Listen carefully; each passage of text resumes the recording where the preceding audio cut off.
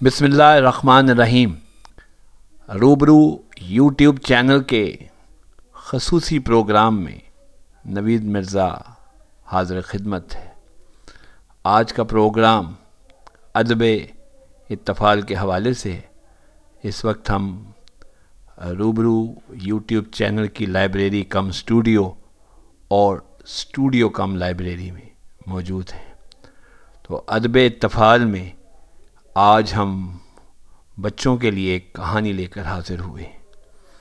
آپ جانتے ہیں آج 13 رجب المرجب ہے۔ تصوف کے امام جناب حضرت علی رضی اللہ تعالی عنہ کا یوم ولادت ہے۔ یہ بابرکت دن ہے۔ یہ ایک ایسا دن ہے جب شیر خدا جناب حضرت علی رضی اللہ تعالی عنہ اس معتبر ساعت میں، اس معطر ساعت میں دنیا میں تشریف لائے تھے۔ شیر خدا حضرت علی کے اقوال کے حوالے سے میں نے بچوں کے لیے کہانیاں لکھی ہیں، اور ان کہانیوں کی کتاب کا نام میں نے احسان رکھا ہے۔ آپ سرکار نے ہی تو فرمایا تھا، جس پہ احسان کرو اس کے شر سے بھی محفوظ رہو۔ احسان کے نام سے میری 13 کہانیوں کا مجموعہ بہت جلد اشاعت کے مراحل سے گزر کر آپ کے سامنے آئے گا، لیکن اس وقت آپ کے ایک عظیم قول کی روشنی میں جو کہانی میں نے لکھی تھی، اس کا عنوان ہے گونگا۔ آپ سرکار نے فرمایا، گونگا ہونا جھوٹ بولنے سے بہتر ہے۔ میں نے جو اس حوالے سے کہانی لکھی ہے اس کا نام ہے گونگا۔ تو پیارے بچوں، وہ کہانی توجہ سے سنیں اور ہمیں اپنی رائے سے نوازیں۔ سردیوں کی دھوپ میں وہ چھت پر بیٹھا ہوا کبوتروں کو دانہ ڈالنے میں مصروف تھے۔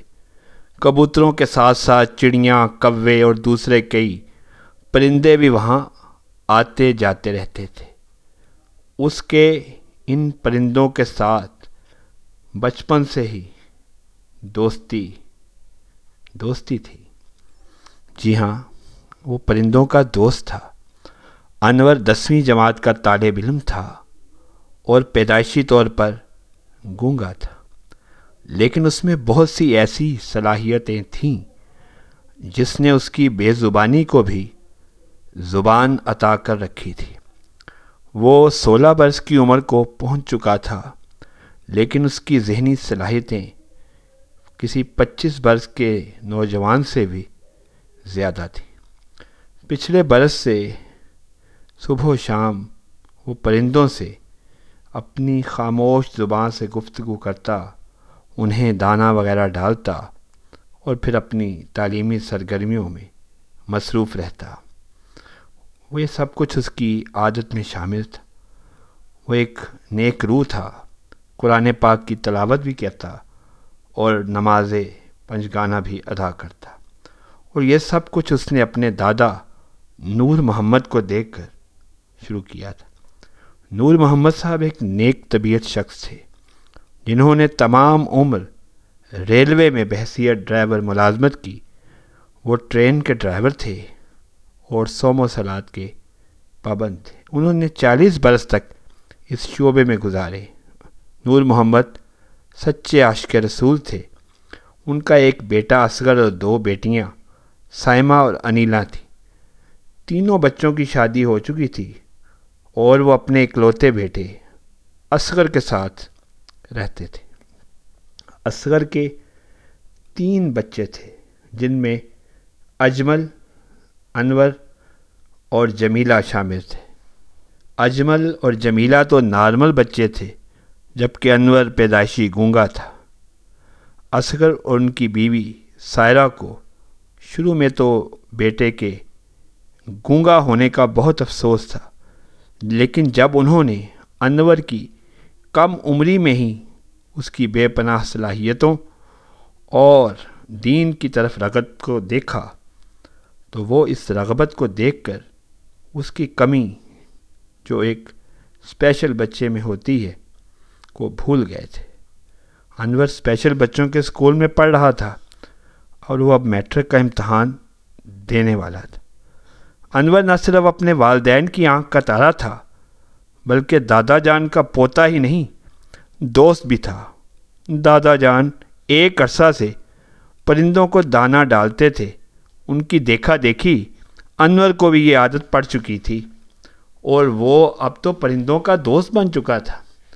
انور کے بھائی اور بہن اکثر اس کا مذاق اڑاتے تھے اور والدین کو خام خواہ اس کی شکایتیں لگاتے رہتے تھے، جس پر دادا جان کہتے کہ تم کو اگر زبان مل بھی گئی ہے تو اس کا کوئی فائدہ اٹھاؤ، اپنے بھائی کے بارے میں جھوٹی باتیں کر کے اس معصوم کو کیوں تکلیف دیتے ہو؟ گونگا ہونا تمہارے جھوٹ بولنے سے بہتر ہے۔ تم تو اپنے والدین اور اساتذہ سے بھی جھوٹ بولتے ہو، مجھے سب پتہ ہے، میرے پاس سب رپورٹس ہیں۔ دادا جان کی یہ باتیں سن کر وہ دونوں خاصے شرمندہ ہوتے اور وہ انور سے حسد بھی کرتے تھے۔ ایک دن انور پرندوں کو دانہ کھلانے کے بعد پانی پلا رہا تھا کہ اچانک ایک کبوتر اڑتا ہوا آیا اور دوسرے ہی لمحے وہ چکر کھا کر زمین پر آ گرا۔ انور نے تشویشناک انداز میں کبوتر کو اٹھایا تو اس کی گردن پر خون لگا ہوا تھا۔ کبوتر زخمی تھا، شاید کسی بڑے پرندے نے اس پر حملہ کیا تھا۔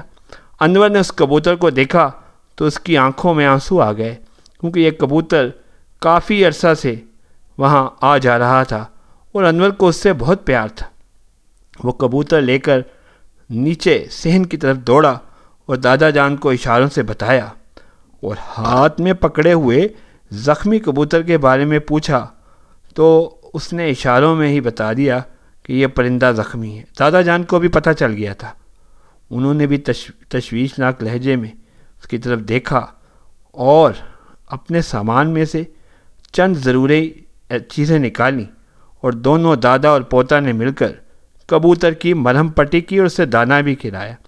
چند ہی دنوں میں کبوتر بہتری کی طرف چل گیا اور پھر وہ غٹر کوں بھی کرنے لگا، جو کہ وہ بھول چکا تھا۔ دادا جان اور انور بہت خوش ہوئے۔ انور نے تو سارا دن جیسے خود کو اس کبوتر ہی کے ساتھ جوڑ لیا تھا۔ چند ہی دنوں میں کبوتر مکمل طور پر ٹھیک ہو گیا۔ صحت یاب ہوتے ہی کبوتر نے ایک بھرپور اڑان بھری اور فضا میں گم ہو گیا۔ انور بہت دکھی ہوا۔ وہ کبوتر کے دکھ میں نہ صرف اداس ہو گیا بلکہ شام تک اسے ہلکا سا بخار بھی ہو گیا۔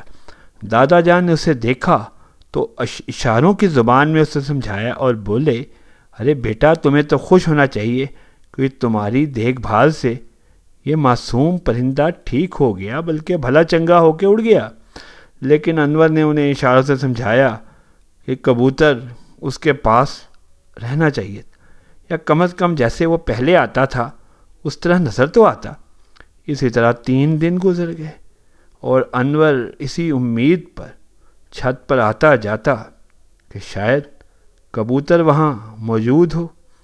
اسی طرح اس کی طبیعت تھوڑی سی خراب ہو گئی۔ دادا جان نے اس کو سمجھایا بھی، لیکن وہ بخار کی سی کیفیت میں تھا۔ امی ابو سخت پریشان تھے۔ دوائی لا کے دی گئی۔ انور بہتر ہونا شروع ہو گیا۔ شام کو وہ چھت پر گیا کہ شاید وہاں کبوتر موجود ہو۔ ابھی وہ چھت پر گیا ہی تھا کہ اسے غٹر غوں کی آواز آئی۔ اس نے دیکھا وہی کبوتر بیٹھا ہوا تھا اور غٹر غوں کر رہا تھا۔ انور خوشی سے آگے بڑھا اور کبوتر کو پکڑ لیا۔ کبوتر نے بھی اپنے موسم کو دیکھا اور ذرا بھی مزاحمت نہیں کی۔ انور نے اسے پیار کیا اور دوبارہ وہیں بٹھا دیا۔ اتنی دیر میں دادا جان بھی چھت پر آ گئے اور کبوتر کو انور کے پاس بیٹھا دیکھ کر نہ صرف خوش ہوئے بلکہ انور کو بھی پیار کیا۔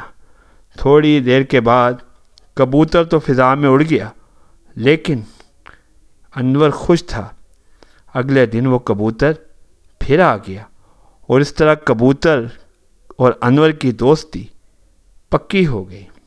دادا جان انور کے چہرے پر خوشی دیکھ کر خود بھی مسرور ہو گئے۔ انور جسے جانوروں سے بہت محبت تھی، اس قدر خوش ہوا کہ اس نے فیصلہ کیا کہ اپنی تعلیم کے ساتھ ساتھ ان جانوروں کے ساتھ بھی، ان پرندوں کے ساتھ بھی دیر پا محبت قائم رکھے گا۔ تو صاحبو، اس کے ساتھ ہی آج کی کہانی پیارے بچوں، اور اگر بڑے بھی سن رہے ہیں، جس کا عنوان تھا گونگا، اپنے اختتام کو پہنچی، اور یہ 13 رجب المرجب کے حوالے سے روبرو یوٹیوب چینل کی خصوصی پیشکش تھی۔ حضرت علی کے قول کے حوالے سے گونگا ہونا جھوٹ بولنے سے بہتر ہے۔ خدا حافظ۔